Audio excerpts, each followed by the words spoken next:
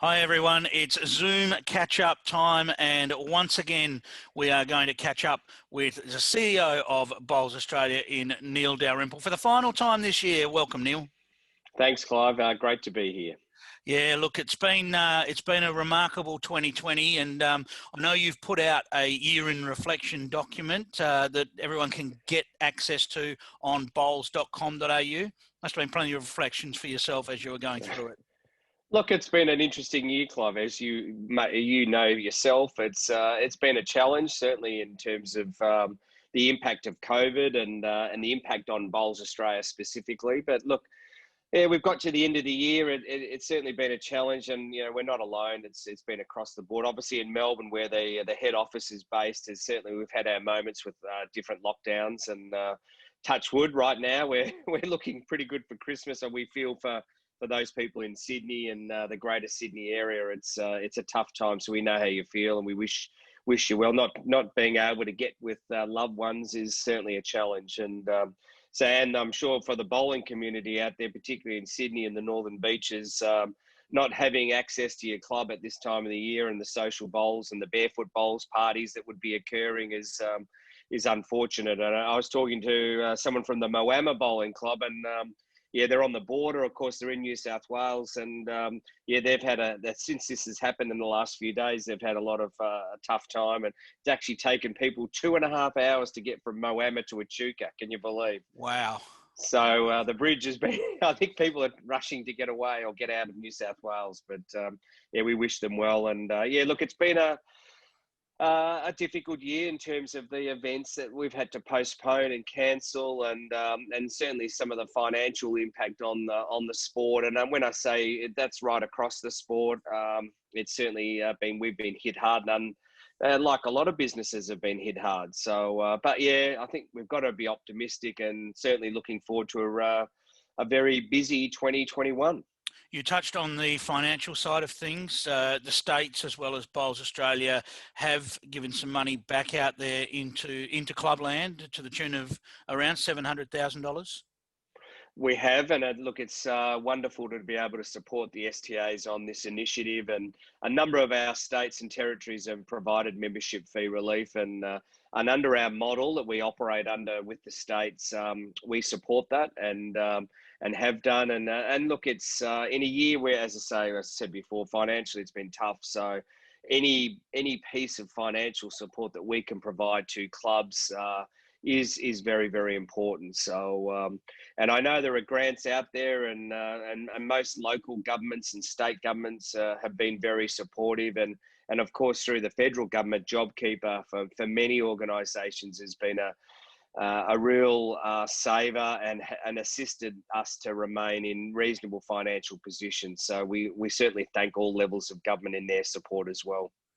I certainly know Bowls Australia did a survey in the early days of COVID, really, earlier in the year, and I think our bowls clubs have really, and our bowlers have proven to be a very resilient bunch, Neil. They have, and I know that in certain parts of the country it's been tougher than others, and but yeah, look, I know there's frustrations not being able to get out and bowl when people would like to, and just the missed opportunities around much of the, as I said before, the social corporate bowls and those markets where many of our clubs do very, very well. But I suppose it's the day in, day out bowlers that, not being able to get out and visit friends and have a game of bowls out in the fresh air has been a frustration for many. And yeah, look, hopefully, bar obviously the Sydney area at the moment, most people can actually get out and have a bowl now, so that's great. And the disappointment of 2020 around the event space, obviously with a number of events cancelled, is countered somewhat by an excitement towards 2021, a year that's going to include 3 BPLs across February, April and November. So there's a lot to look forward to.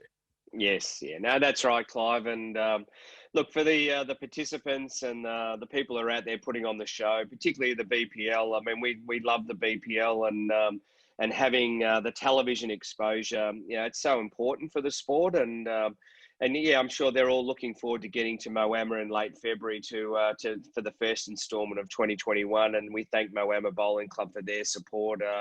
it will be fantastic to get the sport back on live television and really lift the profile again. And hopefully this encourages more people to get out there and play bowls. So, and then looking forward to Pine Rivers. I mean, Club Pine Rivers have been a terrific supporter of Bowls Australia over many years. They've been with us from day one in the BPL, well, when it was called the Australian Premier League. And so Pine Rivers is a superb club, as you know very well. And they've got a new green, a new surface there. So I'm sure they're going to be geared up for a very big April. And then November later in the year is also at Pine Rivers. So having those three BPLs, I think, nicely spaced out across the year, so we get good chunks of media time, means the sport will be kept in front of people's eyes, and that's got to be a good thing for the entire bowls industry. Let's talk about some of the things that have been happening off the green, if you like, through this period, because I think clubs have had the opportunity to do a lot of things off the green, but so has Bowls Australia. A few items, we won't cover them all, we haven't got time for that, No. but the governance structures review that's taken place? Yep. So that's been going on, Clive, very much throughout 2020. I think that's certainly one of those areas that we've been able to continue to have meetings using technology, connecting with people, whilst we haven't been able to get face-to-face as much as we might have liked. To be able to keep that project moving, we have a significant and a large report that's been produced by the consultants on our governance structures, and we're ready now to take it to the next step, Clive. So the next step in the process is to actually form a reform working group, which will consist of some Bowls Australia people, some presidents of STAs will be involved in that. And that group will now start to look at the recommendations and the actions to fall out of that report. And hopefully we can start to deliver and really roll some of those recommendations out and start to make some change and set ourselves up from a governance structure for the future. And that's not just at BA and STA level, it's also looking at what's happening below the STAs and some really good work's happening there in New South Wales and Victoria in particular, who are already starting to make some changes at that level. So I think what we want to do is harness the good work that's happening across the country and really get on the one page. So looking forward to how that project progresses into 2021. And tell us about the Women in Bowls Working Party, because there's been some great work done there. Yep. Similarly, a very large report has been produced, and we undertook quite a significant survey where we had close to 3,000 people respond to that survey. And look, what we're looking for there, and again, the next step is we've got this report now, and the next step is to actually put some a bit of a roadmap and a strategy together on what we can do to, I suppose, make the sport of bowls more appealing to women. We want to get more women into governance positions, so it kind of links in a little bit with the governance review as well. But getting women into those positions, whether it's presidents at clubs, at regional level, or even STA, BA level into the future, having more women involved in the decision making will mean, and the research supports this. If you've got more women involved, we can make the sport more appealing. At the moment, the breakup of participation or membership is about 65-35, so 65% men, 35% women. So, and we know that women make up of very much 51% of the population in Australia. So there's a real gap there, and we need to do more. And like you would know, Clive, in your role too, you talk to a lot of clubs. I was at a club yesterday afternoon in Melbourne, and they talked about that they've only got 8 female members now, in the whole club. And so that's, as you know, and most people know, that's not enough to fill a team. So no, and there's no good reason. There's no good reason for that, Neil. We need to be better. We need to be better in that area. Correct. And that's not, as I said, okay, in Victoria and Melbourne metropolitan area, they could play in a mixed competition. So they've got open bowls here. So that means they still can have a game of bowls. But there's fundamentally something wrong when, the number of women that are disappearing from the sport, and we're not being able, or clubs and BA, STAs, we're just not able to convince more women to play the sport in the first instance, let alone become involved as volunteers, etc. But I think we've got to make our clubs more attractive, more engaging, more welcoming. And then look at, and some of this has come out in the survey, is looking at the competition types, and open bowls is good obviously for a lot of people. Is there room for still some women only competitions, because certainly some older women much prefer to play with other women as opposed to playing, say, mixed bowls. So there's a range of issues that this survey has uncovered. A lot of it we do know already, for sure. Like some of it's anecdotal, and of course it's proven to be fact now. So again, having the research and the evidence to support these decisions is key to moving forward. So we've got a really active, engaging and fantastic working party there, representatives of women from right across the country. I sit on that working party as well. I'm the only guy, but I mean, I think I'm just as passionate as all of those women around the table in terms of wanting to make bowls better for the future. Fantastic. We'll look forward to 2021 when more will come out from that working party. Yep. Bowls Link, and it continues to grow and continues to offer more for our clubs and club members. And look, again, 2020 has, it's probably a year that will go back in history to say, look, you look at the technology and how technology has impacted more in our day-to-day lives in terms of use of technology we're doing now, Zoom, Teams, GoToMeeting, Skype, etc., how we can communicate better. I mean, that's certainly opened our eyes in terms of the potential of Bowls Link and how we need to focus on technology and technology solutions. And Bowls Link is one of the fundamental systems that will drive, I suppose, more interest in the sport. We can cover, members, bowlers can see their results in a real-time, almost real-time situation. Websites, social media, the use of social media to help promote clubs. So, I mean, these features sit within Bowls Link, and look, we're really committed to making sure this system is a winner and is a real, I suppose, a great accessory to how bowls is run in this country. So investment, time, personnel, again, passionate state representatives, a steering committee that are driving this. So it's quite exciting. We've got some good developments on the horizon for 2021. So we can do a lot more with this system and make it much better. And a lot of other sports are doing it now. The example I know in cricket, the My Cricket system, in terms of looking at live scoring, being able to see your results at the end of day's play. Look at the ladders, in that night. I mean, that's what we all do that now, and so it's very much a part of sport is the role of technology. Fantastic. It certainly is. The National Marketing Campaign, Local Legends Wanted, we've seen that grow through 2020.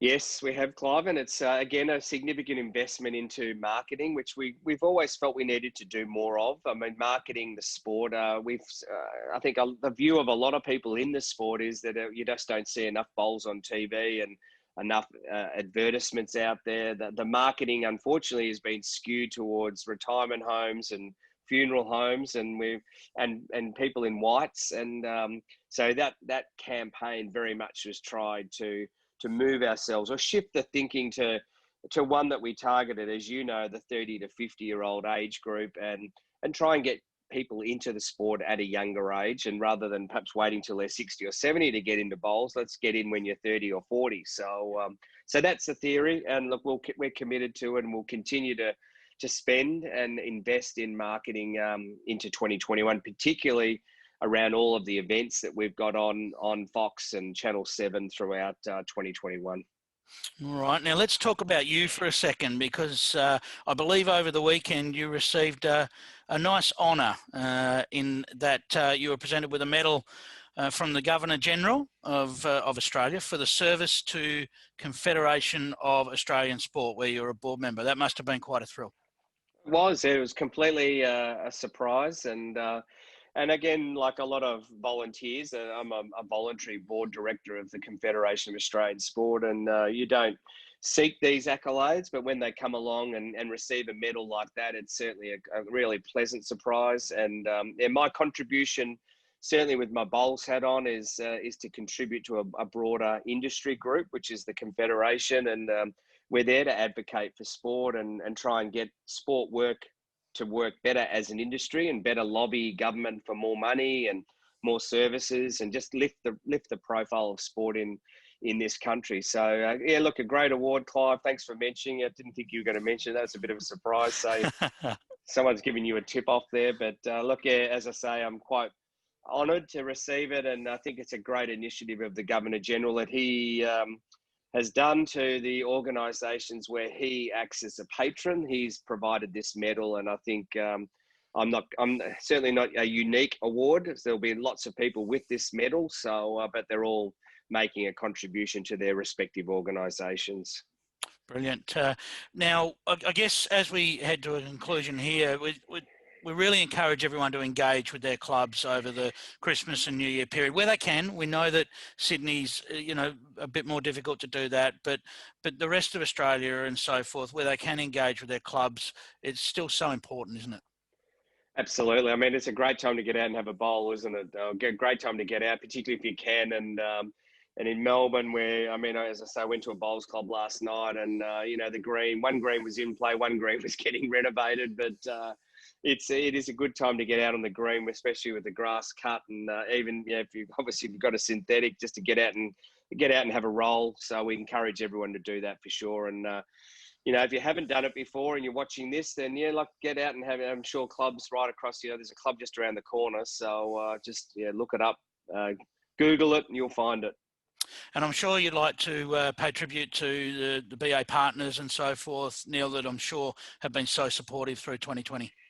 Absolutely. And we thank all our government partners, so from Sport Australia to the AIS to Commonwealth Games Australia to Tourism Events Queensland, the City of Gold Coast in terms of our federal, state, local government supporters, and then all of our sponsors through SEN, who's our commercial arm through Croc, we used to be called Croc Media, who look after all our production. They also manage all of our commercial activity, and they've done a hell of a job in 2020 to keep our partners on board. And we thank those partners for continuing to invest in bowls, because without their support, we can't do what we do and provide that television content in particular.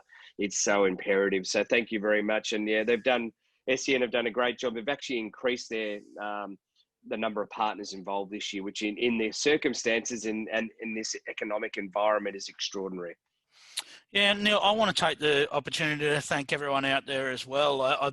They've welcomed me into their lounge rooms over about the last 9 months. We've done 50 or so or more of these catch-ups, whether it's with yourself or with some of our great jackaroos and people that were willing to give their time. And the interaction and the feedback's been fantastic. So I can't wait to get back to calling some bowls in 2021. Mm-hmm. But it's been a fantastic time. Well, Clive, you've done a superb job, it must be said. And so on behalf of all the people that watch you and watch you through Bowls Australia and our Facebook site, thank you very much for what you've done. I think it's been entertaining, informative, and very interesting, all the content and learning more about people. And I think, is there a positive out of COVID? Well, this might be one of them where we've accelerated and increased the amount of content that you've been very much part of. So it's a fantastic thing, and it just I think it expands the whole of Bowls Australia and expands your profile too, which is always never a bad thing, is it, Clive? Never, mate. Would it give us some final words, mate, for everyone out there for Christmas? Well, I'd just certainly thank the BA staff and all of the state and territory associations and their board and staff. Our board, of course, the Bowls Australia board, our current president, Bob Borman, and for their support of me personally and also the BA staff, but also a special message out to all clubs and bowlers and volunteers and all people in positions of authority. And we wish you well for Christmas. We hope that it's a productive one from certainly a bowls club point of view, that there's lots of people coming down to your bowls clubs, and but I'm hopefully wishing everyone a very safe Christmas and a happy new year, and we look forward to seeing you on the bowling green in 2021. Yeah, certainly. I echo that. Thank you, Neil. Thanks for your time, mate. Cheers, Clive. Thanks. Merry Christmas, everyone. Have a safe and happy new year to you and all of your families, and we'll catch you again in 2021.